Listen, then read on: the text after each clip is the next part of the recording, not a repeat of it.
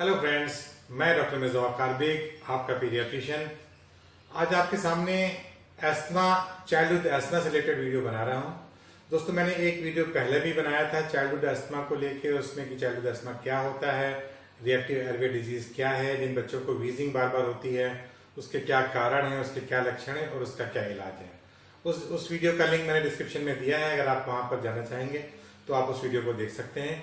आज जो मैं वीडियो बना रहा हूं उसमें मैं इनहेलर्स थेरेपी को लेके और इनहेलर्स को कैसे यूज करेंगे, और इनहेलर्स को लेके जो बहुत बड़ा स्टिग्मा हमारे समाज में है कि हमारा बच्चा इनहेलर्स अगर यूज करेगा तो डिपेंडेंट हो जाएगा। माँ बाप को बड़ी अप्रिहेंशन रहता है इसको लेके, इनहेलर्स को लेके। तो इसीलिए मैंने सोचा कि आज मैं अपना वीडियो, क्योंकि अभी 5 मई को हम लोग ने वर्ल्ड एस्थमा डे को ऑब्जर्व किया गया था, जहां पर हम लोग का मकसद ये है कि हम लोगों में अवेयरनेस पैदा करें कि भाई ये चाइल्डहुड में जो सांस की बीमारी है, ये ऐसी कोई बीमारी नहीं है कि जो जिंदगी भर बच्चे के साथ रहेगी। इसका कंट्रोल संभव है और इसका कंट्रोल इनहेलर्स के जरिए ही किया जा सकता है। इसीलिए मैंने सोचा कि आज अपना वीडियो अपना इनहेलर्स थेरेपी को लेकर बनाता हूँ। ठीक है दोस्तों, अगर अभी तक आपने मेरे चैनल को सब्सक्राइब नहीं किया है तो चैनल को प्लीज सब्सक्राइब कीजिए। सब्सक्राइब करने के बाद वो जो बेल आइकॉन है उसको दबाइए, ताकि जैसे ही मैं वीडियो अपलोड करूं तो आपके नोटिफिकेशंस में आ जाएगा। और सभी लोगों को ये मेरा वीडियो शेयर कीजिए, क्योंकि आजकल सांस की दिक्कतें बढ़ती जा रही हैं। और आजकल तो मैं लॉकडाउन में तो मैं कहूँगा कि जो सांस वाले लोग हैं उनके लिए तो वाकई एक वरदान साबित हो रहा है लॉकडाउन, क्योंकि पोल्यूशन लेवल बहुत कम हो गया है, लोगों को सांस की दिक्कतें बहुत कम हो रही हैं।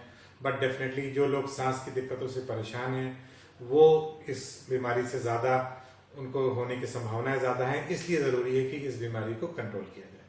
ठीक है दोस्तों, तो अब हम लोग आते हैं काम की बात पे। और काम की बात यह है कि इनहेलर थेरेपी क्या आपके बच्चे के लिए सेफ है। जो पेरेंट्स का एक सवाल आता है कि डॉक्टर साहब आपने इनहेलर लिख दिया है, क्या मेरे बच्चा इसके लिए जिंदगी भर के लिए इसके ऊपर निर्भर हो जाएगा, बच्चे को इसकी आदत तो नहीं पड़ जाएगी, इसके कोई साइड इफेक्ट्स तो नहीं है।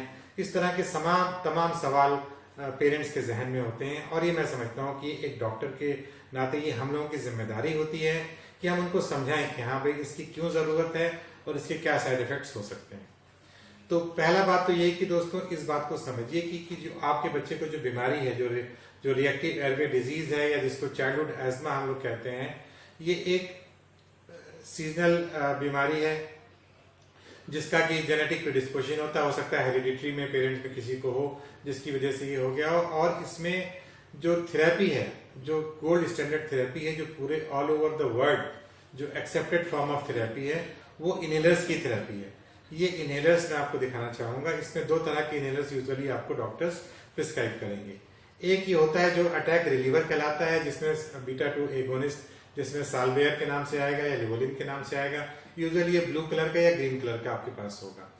और दूसरा जो आपका पास जो इनहेलर्स आते हैं वो आते हैं बेसिकली प्रिवेंटर्स, जो कि कॉर्टिकोस्टेरॉइड्स होते हैं, जो कि बहुत ही माइक्रो डोजेज में होते हैं और इसको आपको लंबे समय के लिए इस्तेमाल करना होता है। तो ये यूजुअली पीच कलर में आता है या रेड कलर में आता है। यह हमारे पास है ब्यूडेट के नाम से है या ब्यूडेकॉट के नाम से आता है। तो ये 2 तरह के इनहेलर्स यूजुअली आपको डॉक्टर्स प्रिस्क्राइब करेंगे।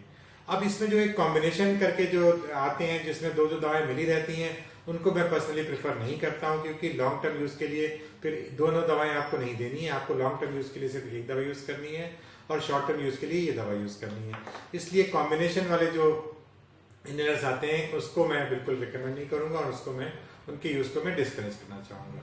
ठीक है दोस्तों, तो पहला सवाल का जवाब ये है कि आपके बच्चे को इसकी आदत तो नहीं पड़ेगी। तो देखिए, आदत बिल्कुल नहीं पड़ेगी। ये बीमारी को कंट्रोल करने की दवा है। जब तक आपके बच्चे में सिम्टम्स आ रहे हैं तब तक आपको इसको इस्तेमाल करना है। उसके बाद 3 से 6 महीने एज ए प्रिवेंटर आपको ये यूज करना है। इसकी डोजेज डॉक्टर डिसाइड करेगा कि वो 2 टाइम इस्तेमाल करेगा, या जब जैसे आपका बच्चा ठीक होने लगेगा तो उसको रात में सिर्फ सोते समय दिया जाएगा। और धीरे धीरे जब आपके बच्चे का कंट्रोल अच्छा आ जाएगा तो ये दवाएं आपकी बंद हो जाएंगी। तो इसमें उसको ये सोचना है कि वो जिंदगी भर के लिए निर्भर हो जाएगा, ये बिल्कुल गलत है और इसको ये गलत धारणा है। तो इसमें आप इसकी चिंता करने की जरूरत नहीं है। दूसरी बात, चाइल्डहुड एस्थमा के बारे में मैं आपको एक अच्छी बात ये बता दूं कि देखिए, जैसे बड़ों में कहा जाता था कि दमा जो है वो दम के साथ जाता है, यानी कि it stage through out your life. But बच्चों में ऐसा नहीं है। बच्चों में भगवान बच्चों के साथ है। और ये यूजुअली हमने देखा है कि 12, 14, 15, 16 की उम्र में आते आते सारे बच्चों को, जो कि प्रॉपरली अगर इसको कंट्रोल करते हैं, तो इस बीमारी से उनको छुटकारा मिल जाता है और फिर वो जिंदगी भर अपनी एक अच्छी नॉर्मल जिंदगी गुजारते हैं। दोबारा उनको रिकरेंस होने के चांसेस भी बहुत कम होते हैं। तो इसलिए ये सोचना है कि जिंदगी भर इसको इसकी आदत पड़ जाएगी, ये बिल्कुल गलत है, इसकी आदत बिल्कुल नहीं पड़ेगी। अब आती है बात साइड इफेक्ट्स की कि साहब ये तो कॉर्टिकोस्टेरॉइड, आप इसको कॉर्टिकोस्टेरॉइड दे रहे हैं, इसको साइड इफेक्ट्स हो जाएंगे तो क्या करेंगे। तो दोस्तों देखिए, एक बात तो मैं कह दूं कि हाँ, साइड इफेक्ट्स हर दवा के हैं। अगर आप पैरासीटामोल भी खाते हैं, आप सर दर्द के लिए कोई भी दवा खाते हैं, फीवर की दवा खाते हैं, उसका भी साइड इफेक्ट है। दुनिया में कोई भी दवा ऐसी नहीं है जिसका साइड इफेक्ट ना हो। तो कॉर्टिकोस्टेरॉइड्स का भी साइड इफेक्ट होता है, बट ये दवाएं एक लॉन्ग टेस्टिंग के बाद मार्केट में लाई जाती हैं, फिर इनको देखा जाता है कि भाई बच्चों में कितने साइड इफेक्ट्स हो रहे हैं। अगर आप ये देखें, अगर आप ये इनहेलर आप नहीं इस्तेमाल करेंगे तो आपके बच्चे को क्या होगा। मान लीजिए आप इनहेलर्स नहीं यूज कर रहे हैं, तो उससे क्या होगा कि आपके बच्चे का जो अस्थमा है वो कंट्रोल नहीं होगा, और हर बार आपके बच्चे जब आपके हर 3 महीने में 2 महीने में जब मौसम खराब होगा और आपके बच्चे की तबीयत खराब होगी तो आप उसको नेबुलाइजर कराओगे, डॉक्टर्स उसको कुछ सिरप खांसी के लिखेगा और साथ में कुछ ओरल कॉर्टिकोस्टेरॉइड्स की दवाएं भी देगा, जैसे ओमनाकॉटिल हो गए या डेफ्लेज़ाकॉर्ट हो गया। तो अब आप ये समझिए कि ओमनाकॉटिल अगर हम लोग यूज करते हैं तो वो 1 to 2 मिलीग्राम पर किलोग्राम के हिसाब से यूज करते हैं। यानी कि अगर कोई बच्चा 10 किलो का है तो उसमें 10 से 20 मिलीग्राम हम लोग उसमें ओमनाकॉटिल यूज कर रहे हैं। और डोज इसकी आप जानते हैं क्या है, इसमें माइक्रोग्राम्स में हम लोग यूज कर रहे हैं। ये 100 का ब्यूडेट 100 अगर ये है तो इसमें 100 माइक्रोग्राम्स है। माइक्रोग्राम जो है वो मिलीग्राम का 1,000वां हिस्सा है। तो आप सोचिए कि आप अगर ओमनाकॉटिल दे रहे हो तो आपको डर नहीं लग रहा कि इसका साइड इफेक्ट है कि नहीं है, और आप इसको देने में आप घबरा रहे हो जिसमें इसमें साइड इफेक्ट बिल्कुल ना के बराबर है। तो इसलिए मैं ये कहना चाहूंगा कि yes, there are side effects of every medicine, but ये साइड इफेक्ट आपके बच्चे के जो बीमारी है उसको अगर आप वे करेंगे कि हम लोग रिस्क और बेनिफिट रेशियो को तौलते हैं कि भाई अगर हम बच्चे का इलाज नहीं करेंगे तो रिस्क कितना है और दवा यूज करने के बाद हमें बेनिफिट कितना हो रहा है। तो रिस्क और बेनिफिट रेशियो को अगर आप देखेंगे तो बेनिफिट रेशियो इसका बहुत ज्यादा है, रिस्क इसका बहुत कम है। इसलिए ये और ब्यूटेनोसिनाइड जो हम लोग यूज कर रहे हैं ये one of the safest corticosteroid है जो कि हम लोग बच्चों में यूज करते हैं। इसके अलावा फ्लूटिकासोन या बेक्लोमिथासोन पहले हम लोग यूज करते थे, अब उसको हम लोग अपनी प्रैक्टिस में बहुत मतलब ऑलमोस्ट मैं तो बिल्कुल यूज नहीं कर रहा हूँ उसको। तो इसलिए मैं उसको इसके यूज को मैं रिकमेंड नहीं करूंगा। मैं जो सेफेस्ट स्टेरॉइड है बच्चों के लिए ब्यूटेनोसिनाइड उसी को इस्तेमाल करता हूँ, और ये 3 महीने 6 महीने कुछ बच्चों में ये साल भर भी इस्तेमाल किया जाता है, बट उसके बाद उसके बच्चे के लक्षण बहुत कम हो जाते हैं और आपको जो मेजर डोजेस है मिलीग्राम की डोजेस है उससे आपका बच्चा बचा रहता है। तो इसलिए साइड इफेक्ट के लिए आपको साइड इफेक्ट थोड़े मोटे होंगे, बर्दाश्त करने पड़ेंगे, बट ये आपके बच्चे की जिंदगी को बहुत बेहतर बनाएंगे। और जहां तक आदत पड़ने की बात है तो उसकी आदत इससे बिल्कुल नहीं पड़ने वाली है।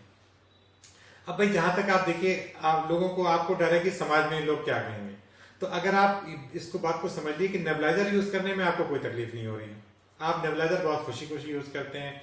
3 महीने के बच्चे को, 6 महीने के बच्चे को, 1 साल के बच्चे को आप नेबुलाइजर तो आप खरीद के अपने घर पे रख लेते हैं और आप बहुत खुशी खुशी उसको नेबुलाइज कराते रहते हैं, और उसमें कोई भी आपको सोशल स्टिग्मा या कोई टैबू नजर नहीं आ रहा है। बट आपको इनहेलर करने में पता नहीं क्यों टैबू नजर आ रहा है, क्योंकि भाई दवा तो एक ही है। इसी ब्यूडेट का जो रेस्क्यूल आता है वो आप इनहेलर में इस्तेमाल करते हो, इसी सालवेयर का जो आपका जो रेस्क्यूल आता है उसको आप नेबुलाइजर में इस्तेमाल कर रहे हो। तो नेबुलाइजर की दवा और इनहेलर्स की दवा सेम है, it's only the difference in the delivery system. वो डिलीवरी सिस्टम आप मशीन के जरिए दे रहे हो जिसमें टाइम लग रहा है 15 मिनट, और जैसे आजकल जो पैंडेमिक कोविड की फैली हुई इसमें तो हम लोग नेबुलाइजर इनकरेज नहीं कर रहे हैं, क्योंकि नेबुलाइजर एरोसॉल थेरेपी पूरे एयर्स को भी आप बच्चा साथ में ले रहा है और एयर आपकी पोल्यूटेड हो सकती है, उसमें वायरस हो सकता है। तो नेबुलाइजेशन आजकल हम लोग बिल्कुल डिस्करेज कर रहे हैं, और नेबुलाइजेशन को वैसे भी डिस्करेज किया जाता है।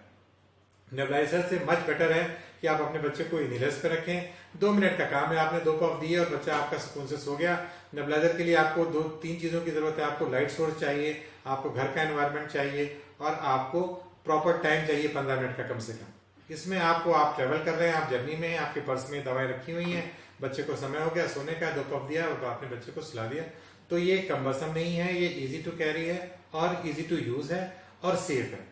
तो नेबुलाइजर के जरिए मैं समझता हूं कि आप लोगों को इनहेलर्स पे ज्यादा ट्रस्ट होना चाहिए, इससे घबराने की या इसको टैबू समझने की जरूरत नहीं है।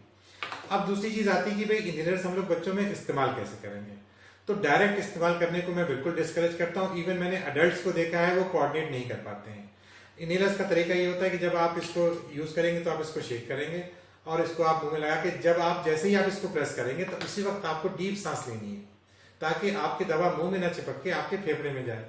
और ये कोऑर्डिनेशन बहुत मुश्किल होता है। मैंने अडल्ट्स को देखा है, इवन मेरी अपनी मदर को मैंने देखा है, वो COPD की पेशेंट्स हैं, वो इनहेलर यूज करती हैं, तो वो इसको कोऑर्डिनेट बिल्कुल नहीं कर पाती है और उनकी दवा सारी मुंह में रह जाती है। इसलिए मैंने उनको भी स्पेसर दिया हुआ है कि आप स्पेसर के जरिए यूज कीजिए। अब देखिए ये ट्रांस स्पेसर है जिसको हम लोग बच्चों में यूज करते हैं। इसमें अगर बच्चा 3-4 साल से छोटा है तो उसमें हम लोग विद मास्क यूज कर सकते हैं। ये मास्क की नोज पीस होता है, ये मास्क को बिल्कुल ऐसे टाइटली फिट कर देते हैं और हम लोग फिर यहाँ पर इसको जैसे हिला लिया हमने और ये लगा दिया, ठीक है ना। अब जब यहाँ पर देखिए इसमें एक वॉल्व लगा होता है। अभी इसमें वॉल्व की इंपॉर्टेंस मैं आपको समझाऊंगा। जब हम लोग ने यहाँ पे दवा देखी, आपने ये आपने प्रेस की तो दवा अब इस चैम्बर के अंदर है। जब बच्चा सांस लेगा तो निगेटिव प्रेशर से सांस जब वो लेगा तभी उसके वो फेफड़े में वो दवा जाएगी। तो बच्चे के मुंह पे बिल्कुल टाइट करके ऐसे लगा के हम लोग कहते हैं कि 5 डीप ब्रेथ लो। कोशिश ये करो कि मुंह से सांस लो और नाक से निकालो। जब ये नाक से निकालेगा तो इस वाले चैम्बर से ही हवा, उसकी जो एक्सहेलेशन वाली हवा वो यहाँ से निकल जाएगी। इस तरह से जब वो बच्चा 5 डीप ब्रेथ ले लेगा तब आप एक पफ उसको और देंगे। एक पफ देने के बाद आपने फिर उससे कहा कि 5 गहरी गहरी सांस लो और फिर उसके बाद ये डोज सुबह की पूरी हो गई।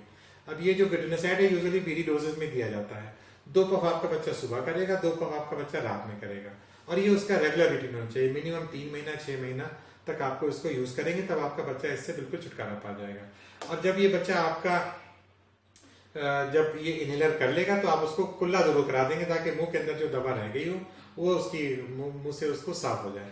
अब अगर बड़ा बच्चा होता है तो उसमें हम लोग ये मास्क निकाल देते हैं और ये बच्चे को बिल्कुल मुंह के अंदर यहाँ पे लिप टाइट करके बच्चा मुंह के अंदर रख लेगा। और तरीका वही होगा कि जब आप 2 पफ देंगे तो बच्चा यहाँ से मुंह लगा के गहरी गहरी 5 सांसें लेगा। जैसे आपने ये किया, 1 किया, 5 इस तरह से 5 सांसें लेके छोड़ देगा। उसके बाद फिर आप दोबारा पफ देंगे, फिर वो 5 सांसें लेके छोड़ देगा। ठीक है दोस्तों, तो ये तो इनहेलर और स्पेसर को यूज करने का तरीका हो गया। अब हाँ, तो इसमें मैं यही कहना चाह रहा था दोस्तों कि अगर आपके पास स्पेसर है और उसका वॉल्व प्रॉब्लम कर रहा है तो फिर आपका वो स्पेसर ठीक नहीं है, उसको आपको चेंज कर देना चाहिए। मैं इसको पर्सनली प्रेफर करता हूँ क्योंकि इसका वॉल्व बिल्कुल सही से बना हुआ है। और दूसरी ये बात है कि इसको आप साफ कैसे करेंगे। स्पेसर को यूजुअली आपको क्लीन रखना चाहिए। इसको आप सोप और वाटर के पानी में डिगो के धोएंगे और इसको अंदर से हाथ डाल के पोंछना नहीं होता है। अगर आप पोंछेंगे तो इसकी जो दीवार की जो चार्जिंग है ना वो खत्म हो जाएगी, तो फिर सारे इसमें स्क्रैचेस आ जाएंगे और दवा फिर जब ऐसे आप करोगे तो इसकी दीवार पे ये चार्ज फ्री होता है बेसिकली, तो दवा इस पर चिपकती नहीं है। अगर आप धोने के बाद सिर्फ इसको हवा से रख के सुखा दीजिए तो ये आपका ये सही से ड्राई हो जाएगा और उसके बाद जब ड्राई हो जाए तभी आप इसको इस्तेमाल करें। तो इस तरह से आपका स्पेसर का यूज और इनहेलर का यूज आपका प्रॉपर तरीके से हो जाएगा। ठीक है दोस्तों, अब ये होता है कि भाई ये कितने दिन चलेगा। देखिए इसमें 200 डोजेज होती हैं और अगर आपका बच्चा एक दिन में 4 पफ्स इस्तेमाल कर रहा है, मतलब 2 पफ सुबह इस्तेमाल कर रहा है, 2 पफ रात में इस्तेमाल कर रहा है, तो फिर ये आपका तकरीबन महीने भर में आपका 4 अगर दोगे तो 120 पफ्स इस्तेमाल हो रहे हैं। ठीक है ना, और इसमें 200 होते हैं तो तकरीबन 45 दिन आपका 45 डेज तक आपका ये चल जाता है। ये वाले में भी 200 डोजेज होती हैं, बट ये क्योंकि अगर आपका बच्चा कंट्रोल में है तो आपका इसका इस्तेमाल बहुत ज्यादा नहीं होगा, तो ये आपका 2-3 महीने भी चल सकेगा। अगर आपको देखिए दोस्तों, अगर आपको इसको बार बार इस्तेमाल करना पड़ रहा है, क्योंकि मैंने ये बताया ना कि ये जो इनहेलर है आपका साल्विया जो लेवोसाल्बुटामॉल का है, अगर आपको इसको ज्यादा इस्तेमाल करने की जरूरत पड़ रही है, आए दिन आपका बच्चा खांस रहा है और आपको नीला वाला पफ देना पड़ रहा है, इसका मतलब आपके बच्चे का कंट्रोल अच्छा नहीं है और उसको आपको अपने डॉक्टर से जाके फिर डिस्कस करना पड़ेगा। हो सकता है वो आपकी डोजेस चेंज करे या हो सकता है आपको वो इनहेलर चेंज करे। अगर आपका बच्चा कंट्रोल्ड है तो उसको नीले के यूज की जरूरत ज्यादा नहीं पड़नी चाहिए। ये वाला आपका बच्चा अगर 100% to 100% ठीक है तब भी आप इसको बंद नहीं करेंगे। ये आप तभी बंद करेंगे या कम करेंगे जब आपका डॉक्टर आपसे कहेगा। ठीक है दोस्तों, तो मैं समझता हूँ आपके लिए आज का मेरा ये वीडियो यूजफुल साबित होगा। इसमें आपने जैसे मैंने बताया कि इसको बिल्कुल टैबू नहीं समझिए, इसके साइड इफेक्ट्स को कोई ऐसे खतरनाक नहीं कि आप इसको यूज ना करें, और नेबुलाइजर से ज्यादा इसको आप प्रेफर करने की कोशिश कीजिए और ज्यादा से ज्यादा लोगों को मेरा ये वीडियो शेयर कीजिए ताकि सभी लोगों को ये अवेयरनेस जा सके। अगले वीडियो में फिर मुलाकात होगी, तब तक मुझे इजाजत दीजिए। Bye bye, take care, see you.